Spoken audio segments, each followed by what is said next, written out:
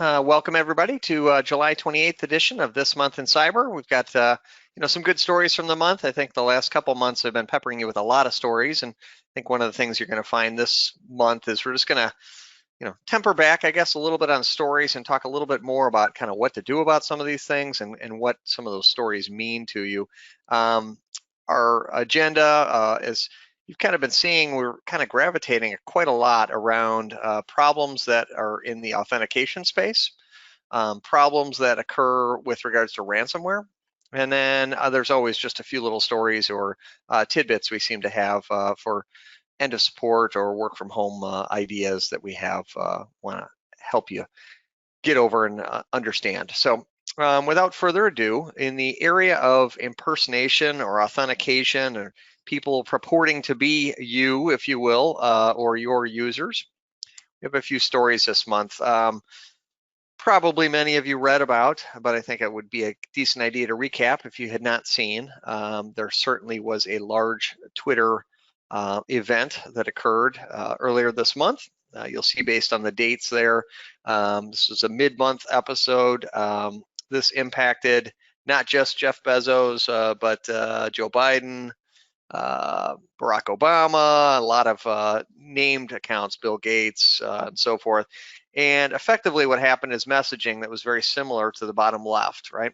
Where the same message was provided, or a very similar message was copied and pasted to multiple high-end Twitter accounts, all at the same day, all at the same time, and giving you a fine link, with notoriety and the number of followers that folks like this have.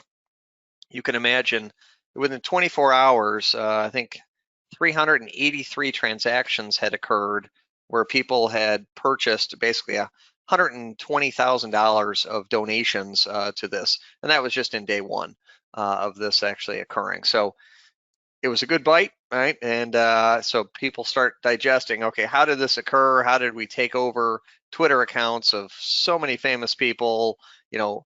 How dare Twitter, have such lax security and so on and so forth. And the attack really was, it was using Twitter's domain tools, and I don't understand it completely, but basically it allowed you to update the email address of any Twitter user without sending a notification to the end user.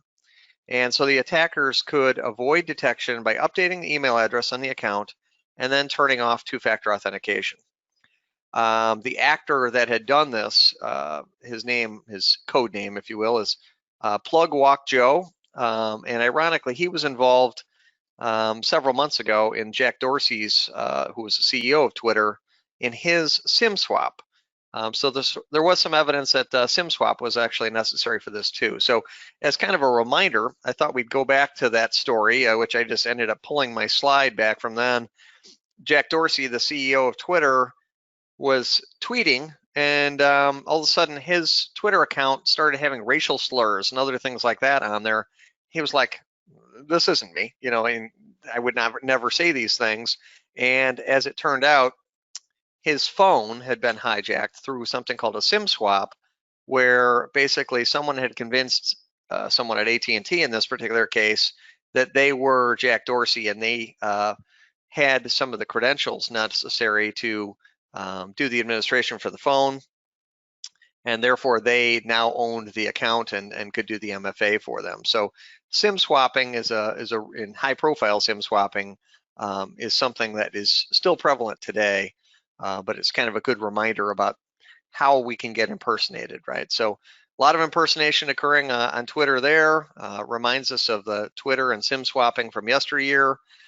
I thought of some other impersonation things, and these were another story from the past, but this was just a gentleman, this was in Japan, who happened to have a photographic memory and would look at your credit card as he was worked at a grocery store, and he would look at your credit cards, and he had memorized 1,300 credit cards during the course of a few days. Now, unfortunately, on his behalf, he used those credit cards and the impersonation, and he ordered materials and had them delivered to his house. So it didn't take them very long to track him down. So just because he had a great memory didn't mean necessarily that he had all the intelligence that comes along with it. Other ways that people get impersonated is when there are breaches, right? So if your data is found outlined, in this particular case, this was back a few months back, everybody in Ecuador, all of their information got released out onto the internet, right? So no fault of their own, data breaches happen, and that's just another way that people have the data they need to be able to impersonate you. So this brings us back to this fine point where it really kind of drives home for us as administrators, IT folks, and business folks for our organizations. And I've shown this slide before, but I think it was worthy of repeat, which is 1/2 of Azure Active Directory accounts are compromised every month. Okay? And Microsoft's answer is, if that account is compromised, there's a very, very good chance that it didn't have MFA. So their recommendation is obviously leverage MFA. It's included with Office 365. Come on, folks, is really kind of what they're saying. But I think what's interesting is kind of dialing this or peeling back the layers just a little bit on this. I like to look at it this way.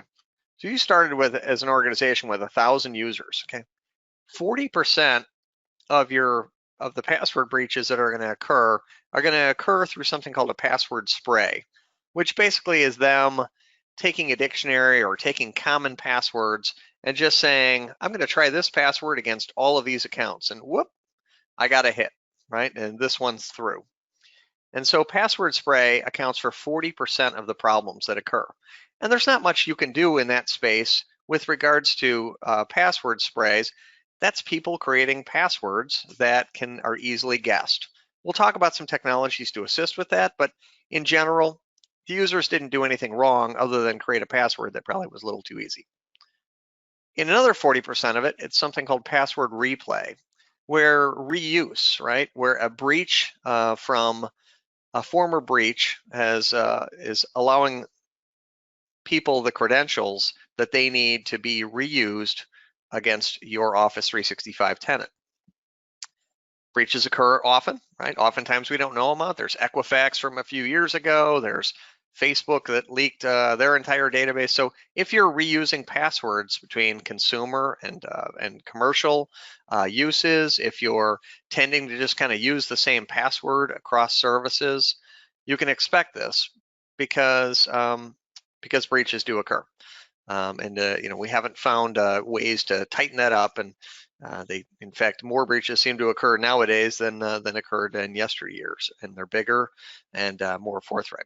And the last 20% is obviously through phishing, where actually you're providing a password, and that's the one where users, seems like we're trying to train them, and that's kind of the last mile, if you will.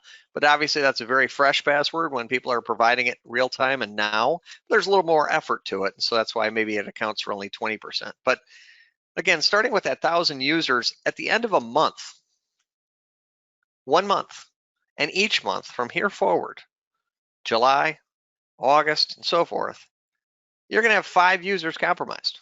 That's just the math. It's just going to happen. And with that compromise, they now have the keys to get in your door. And now they can look for other keys within that door. They could, and typically the MO, as we've described in previous months, they're going to start sending out some emails from your account. It's going to look like you. You're not going to know those emails occurred. And if it's a person of authority within your organization, watch out.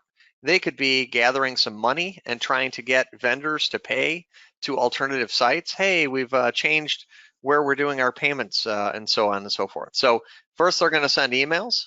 Then they're going to look around for data to steal and try to do some lateral movements within your organization. And last, they're going to provide you with some ransomware on the way out the door.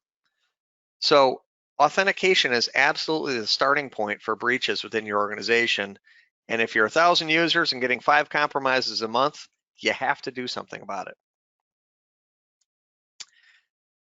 One of the things you can do, and this is specifically around password replay, this is one of those 40%, this is on password guessing, right? Or password spray, as they call it. People can't create bad passwords, okay? And you would argue that with your complexity rules, even with 8 characters and highly complex and numeric and so forth, you're gonna be able to create password, pass at word 1 as illustrated on the screen. And one would say, yes, it passes the rules of the complexity machine, but it's obviously not a very good password, as it's on the top 10 list of most common passwords. Okay, not the top 20,000 like they're going to run across your database in terms of sprays. This is a top 10 list. So there are technologies that will help with this. One of them is called Azure Password Protection. And Azure Password Protection includes a global banned password list. It's provided from Microsoft and aggregated from multiple sources. Also allows you to leverage custom banned password lists. So maybe your organization name, your address, products you have, things of that nature. And by banning all of those items, when the user is creating a password, you can, kind of over time get them to move into better and better password protection to minimize your, because oftentimes it's your on-premise Azure Active Directory passwords, which get synchronized up to the cloud. So creating good passwords is, there's some technology to assist users, and it's not just, bash them over the head and say, get more complex, make them longer, right? It's really getting them away from creating commonly used passwords, and this technology can help. Very easy to implement from our perspective, and we're doing a fair amount of that work as a reason. Too many things to list as to all that needs to get done. I would just simply highlight the fact that, in terms of top 5 things to do, and certainly you can rank yourselves and, leverage this slide in the future for kind of where you're at on the maturity perspective, but make sure your admins have separate IDs from your users. Okay. Make sure your admin accounts and some of your privileged accounts have multi-factor authentication enabled. It's there.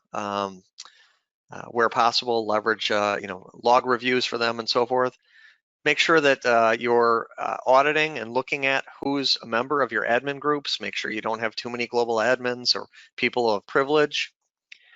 Make sure that you're looking at your logins on a daily basis. If 1,000 users have 5 compromises a month, did you know about those 5 that occurred? Because they're occurring mathematically, it's happening.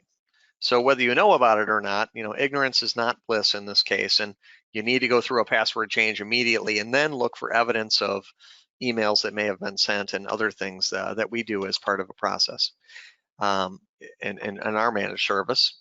And then last but not least, and I've got another couple slides on this, let's get rid of some of those legacy protocols and other ways that people are authenticating to Office 365, which are other avenues in, even if you're blocking the front door, if you will, with regular logins, POP and IMAP and other protocols can come in the windows to the house. So, all right, so that's it on, kind of one story, but kind of diving into some detail on authentication. And similarly with ransomware, I guess really just want to highlight one story this month, and that is around the folks at Garmin. For those that are unaware, I think it was late last week, I believe it was on Thursday, Garmin experienced an issue, right, and announced that their services were interrupted and outlined exactly which ones. They did not specify at the time what type of attack it was, just a cyber incident, and they were stating that not many services were impacted at the time. Although lo and behold, we find out Garmin actually has a number of different services, including not only traditional navigation for automobiles, but also for planes, right? Personal navigation devices, boats, smartwatches, and so forth. And so we have a number of people even at our organization that were like, oh yeah, my watch, my Garmin watch hasn't updated, running, personal watches and so forth. So you can imagine the impact was broad in that they have a number of devices that need these GPS updates and some of the databases that they couldn't interact with. So in terms of a story on this, it turns out this was a high profile attack. The organization behind the attack was probably an organization called Evil Corporation, appropriately named. Several of the founders of Evil Corporation are on the top 10 list of wanted by the FBI. So this is a high profile attack. The ransomware that was leveraged reportedly is something called Wasted Locker. It was developed in May of this year, so relatively recent. It's not a variant of anything else. It's good code, developed by good providers. Very similar to other ransomware backup. It does go after the like other ransomware products, it does go after backups first and foremost to make sure that ransomware has the best chance of paying off and you have the least chance of recovering. It's not likely that most organizations are going to see wasted locker, though you may see variants of it down the road, partially because it's good code just came out. But one of the other things that's different about it is it does not have a theft component. A lot of ransomware nowadays, as I had mentioned, the typical MO is to go in, try and gather some money through some email communications, do some lateral movements, steal some data, bribe the organization to say, hey, we're going to release this data and show evidence of it unless you pay us within a week or two. And then at the very end, on the way out, they do the ransomware. So this ransomware has no theft component. They believe because Evil Corporation doesn't want to get any notoriety in that regard, and they don't want any press. They just wanted their $10 million ransom payment, which is what they were offering to Garmin. Now, ironically, Garmin has the decryption keys as of Sunday night, and but stated emphatically that they did not make a direct payment to the ransomware theft organization, and the underline was on direct. So they may have paid to get their files back, as this ransomware is pretty bad. Anyway, that's our story. You can imagine what a nightmare that is, right? Global operations, everything shut down, manufacturing even was shut down for a couple days, and so on and so forth, with a lot of name brand recognition hurt and a lot of customer demand. And that's just one story, right, of the ransomware, right? There's been a lot of big, bad, and ugly stories. I was kind of looking at the 11 biggest ransomware attacks, which I have this highlighted as a story for you. I'm not going to dive into any details other than to say the range of recovery services for these ransomwares has ranged from $250,000. This is not payments that they made, but amount of money they spent to recover their systems. 250K was at the low end, and 110 million was at the high end. That's to recover and kind of get you back to where you were the day that the ransomware occurred. It's not to upgrade your systems or things of that nature. This is to recover back to normal. And I guess that kind of being the background, I wanted to just point out two stories that are personal to us as an organization, not in terms of a ransomware attack on us, but in terms of customers we're aware of where we were called in to assist. In May, we were called in to assist with an organization that had about 80 servers, and their costs were about $120,000 to get back to square. Several engineers working for several weeks, both during the day and overtime for some of the critical servers. And within about 2 weeks, they had some of their critical systems back. Backups were definitely impacted. We were talking about rebuilding here, talking about sometimes in some cases some older servers that had to be, when you're building a Windows Server 2008, right? Just because that's what the software supported, finding the keys, rebuilding the server, getting the software back on there, trying to salvage what data you could and getting it back to a functional state. 2 weeks of that, right? $120,000 for 80 servers. That was story number one. More recently, in the month of July, we had another organization we worked with from a recovery perspective. This actually happened July 4th weekend. It was on a Friday afternoon. As I mentioned, many ransomware attacks occur on Friday afternoons, which gives you a whole new flavor for what weekends look like. But our weekends changed for our engineers that weekend, as many of our top engineers were involved for about a week in recovery of this site for 40 servers. They experienced very little downtime, only because a lot of the high-profile servers were recovered over the weekend. But indeed, their backups were impacted, about 40 servers, and it cost them about $60,000. So what I'm taking away from this, and I kind of just boiled the numbers down for you, about $1,500 a server is your expected cost, just based on semantics. About $1,500 a server to recover things back to where they were the day of the attack. No better, no worse. No additional security protocols after that. That would be additional dollars. But just to get back to where you're at without backups, $1,500 a server. So think about that relative to your own environment. I thought I'd just kind of bring those stories to light and let you know kind of what the numbers look like and what the experience looks like. Again, Friday afternoons taking on a whole brand new meeting for joyous weekends here. So in terms of ransomware ready, you know some numbers now in terms of what it costs to recover. How do you prevent this stuff so that you don't have to pay the $1,500 or at least minimize your chance? We've talked about these steps before, but get the next gen firewall, something less than 3 years old. Make sure it's patched, updated antivirus and malware that is cloud aware. When it's next generation, it's not signature based. Make sure that it's updated on workstations and servers. Make sure that not only do you have a backup and not only do you have an offline copy, but you have an air-gapped copy, meaning a copy that really, if I was a bad guy and I was sitting on your network for a couple weeks, I wouldn't even have access to it because there's a big gap in networks. It's not just a replica to the cloud, right? Because I can infect and encrypt potentially that source also, but this is air-gapped. Maybe it's even on tape. Okay, maybe it's to a different cloud, but disconnected.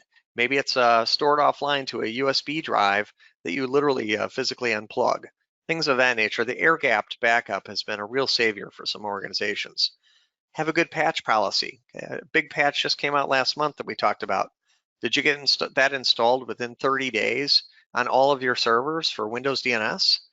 Have a good patch policy that takes you within a 30-day window from notification to implementation.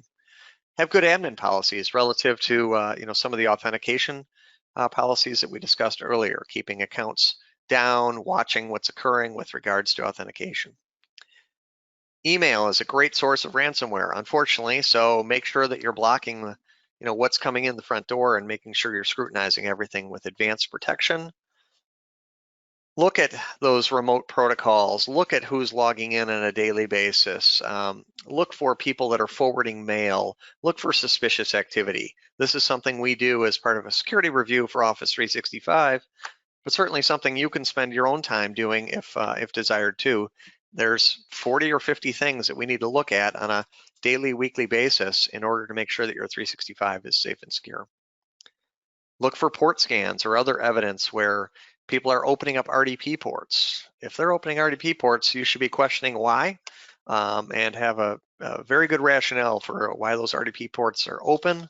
We've talked about this as relative to, especially with remote workers, RDP ports often get opened for reasons of letting people in, and you want to make sure that if you are doing it, that you're doing so in a secure way and you're knowing why that's occurring.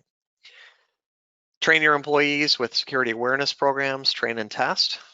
And a technology that we find extremely helpful is to evaluate all things internet, right? Why are your apps, users, and browsers going to that location, and should they be? And if there's not a reason for them to be, or if the source where they're going is something that's been compromised, let's block or block and evaluate.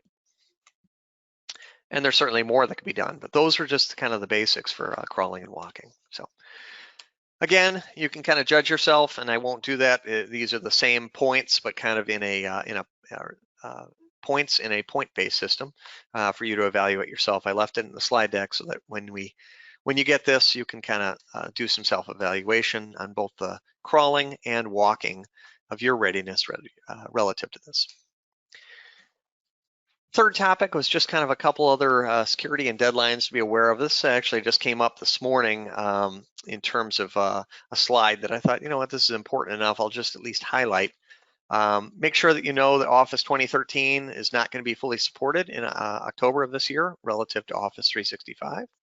So if you're running an older Office version, that would be dual notification there. Do know that basic authentication is going away. This was mentioned earlier.